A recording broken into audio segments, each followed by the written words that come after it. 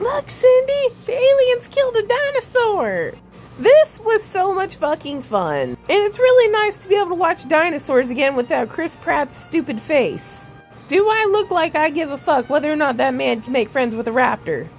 No. This movie makes me feel like I'm watching movies for the first time in the late 90s again. Okay, do you remember the first time you saw Jurassic Park, which was late 1994, so it's not really the late 90s, but you get my point. Or watching Independence Day, or Anaconda, or maybe that Godzilla movie from 2000 that nobody liked that I vaguely remember liking. My point being is, it feels like a movie, and it feels like an adventure movie, and I would pay an obscene amount of money to be able to watch this on VHS on a fatback TV. The view quality would be low, which is exactly what I want for a Jurassic Park movie. I can't explain that any other way. Anyways, welcome back, and once again, thank you for trusting me with your full spoiler movie reviews. That thing I do, where I watch movies and then I tell you all about them. As always, I am unpaid and unsponsored, and spoilers. Spoilers, all the spoilers. If you don't want spoilers, you can go ahead and scroll. I won't be offended. Spoilers. Okay, here we go. This is Jurassic World Rebirth. And thank God it was Rebirth. And if you're like me, and you love the Jurassic Park movies, but then you only saw the first Jurassic World and you thought those were kind of stupid, so you quit and you didn't see the other two, well, good news. You don't really have to. Like, if you saw the commercials on TV, that's good enough. That gives you all the info you needed.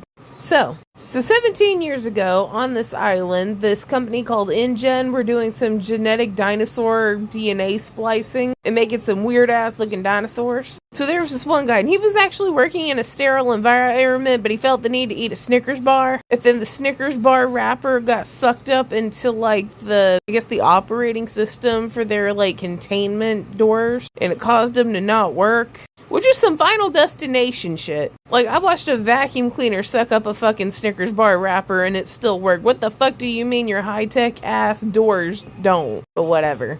So a dinosaur gets out and everybody's panicking and running out. And everybody gets out except, I think it was the guy that was eating the Snickers bar. He got locked in and then he got eaten by a dinosaur. This one to be exact. And then after that, the lab was abandoned. Now we're back to modern day, post the 3 Jurassic World movies. The world actually has, like, dinosaurs for viewing and exhibits now. It's been a thing for a while. This guy was stuck in traffic in the middle of New York because a fucking brontosaurus escaped from the zoo or whatever. And he fell over in the road and then they had to get some cranes to get him up. Kind of reminded me of the Flintstones. Then Scarlett Johansson shows up out of nowhere. He represents some kind of pharmaceutical company that wants to extract dinosaur DNA so that they can make some sort of cure for heart disease. But they're going to charge an ass load of money so that only the richest people can get it, even though it would save like a shitload of people. So he needs Scarlett Johansson and her team to lead him and a dinosaur scientist, a paleontologist. No, he's not a some kind of biologist. He's a dinosaur scientist. Whatever. To the island to extract the DNA from the 3 biggest dinosaurs. Something about them having, like, the biggest hearts or whatever. I'm just here to see some fucking dinosaurs. I don't fucking know. Anyway, and that's Jonathan Bailey. We're gonna come back around to the acting because it was wonderful. Anyway, so they make it down to, it was like Costa Rica or South America, somewhere in there. And they get to meet up with her team. Meanwhile, there is a father, his 2 daughters, and one of his daughter's girlfriends on a sailboat. They were sailing from Cape Town to, I think, the Bahamas or something like that. And their boat gets tipped over by a mosasaurus and some Spinosaurus. So they're calling Mayday over the radio. Scarlett Johansson's team's already on their boat. They were going to go track down the Mosasaurus because that's the first of their 3 big dinosaurs. They're like, no, we're going to go get this family who needs help. So they did that, and while they're doing that, they found the Mosasaurus and got the DNA, which was really fucking cool. It reminded me of, like, that middle part of Jaws when they finally get on the orca and they're going out to sea and it's got, like, the fun orchestra. But then these damn Spinosaurs show up and they live in symbiosis. They help the Mosasaur kill things. And they're dicks. Well, there was this one guy who was supposed to be, like, the one to take down the fucking dinosaurs if they started messing with people. He lasted all of about 30 seconds and then he got eaten by a dinosaur. Meanwhile, the rescued dad sends his oldest daughter inside of the boat that's getting ready to crash or overturn or whatever to get on the radio to yell Mayday and give him coordinates. Well, the guy that hired Scarlett Johansson's team sees her, and they're actually supposed to be undercover. That's why he had to hire the mercenary team. Because the entire world has outlawed people from going to the damn islands on the equator where the dinosaurs live. Like, it's a big federal offense. You'd probably go to Hague. Anyway, the boat tilts and she's like falling off the edge, and he just let her fall. He was going to let her get eaten by a dinosaur because she was going to give away their coordinates. Well, her weird boyfriend goes in to rescue her, and then the dad and the younger sister jump off. And then most of the rest of the team jumps off, and then the boat crashes, and everybody's okay.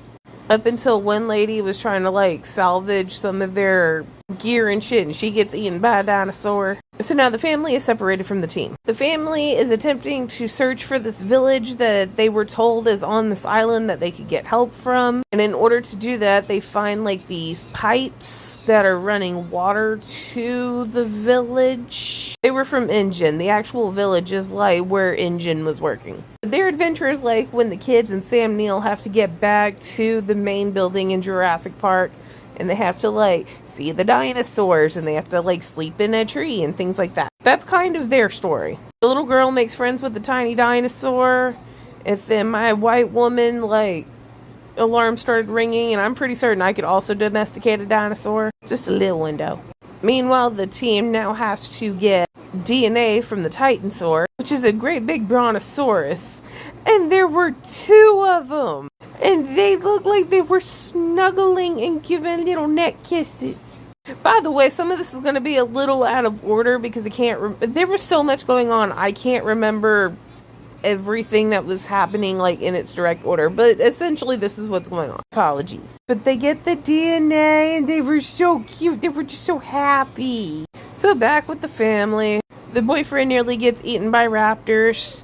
And then some kind of pterodactyl while he was peeing. And then they find like a storage shed from the company, research center, whatever. And it's got a raft in it, but it's right next to a sleeping T-Rex, which they sleep like people or dogs. He was just laying in the grass snoring. They sent the oldest daughter again to go across the river and get the raft. This poor girl, I feel like she's been used to death in this whole thing. And everything's going good till she has to open the raft, and it woke up the T-Rex. And then the T-Rex tried to eat all of them, and they got overturned in the raft.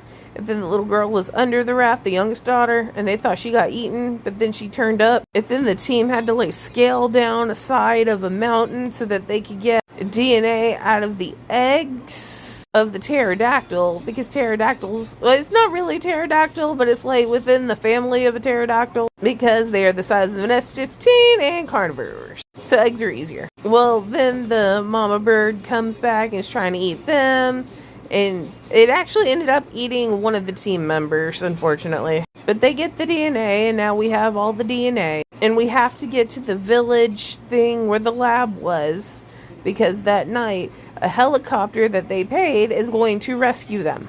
That's why the family wanted to go to the village too, because everybody was talking about the helicopter that was going to come get them when they were done. So now everybody's back at the base. They find each other. The girl was like, oh, where's that one guy? He tried to let me die. And then the guy shows up, pulls a gun, and we think that's going to be a thing, but it's not because the sun goes down.